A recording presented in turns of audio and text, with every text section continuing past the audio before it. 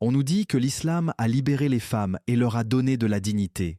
Mais l'histoire de Juwayriya bint al-Harith révèle une vérité bien plus sombre.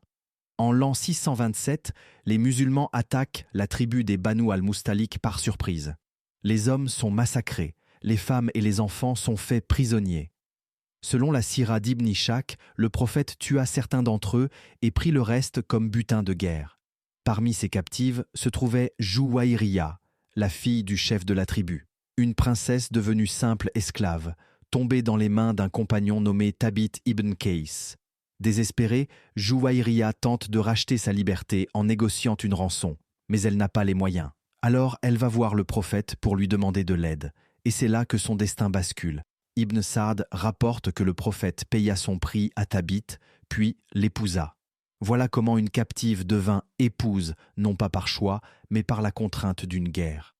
Les traditions islamiques prétendent que ce mariage fut une bénédiction, car il conduisit à la libération de certains captifs.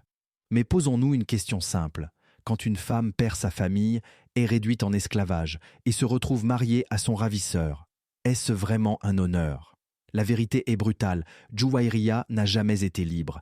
Elle est passée du statut de princesse à celui d'esclave, puis d'épouse forcée. Et pourtant, cette histoire est racontée comme un acte de miséricorde. Alors je vous le demande, est-ce vraiment ça, la morale divine ? Merci d'avoir regardé cette vidéo.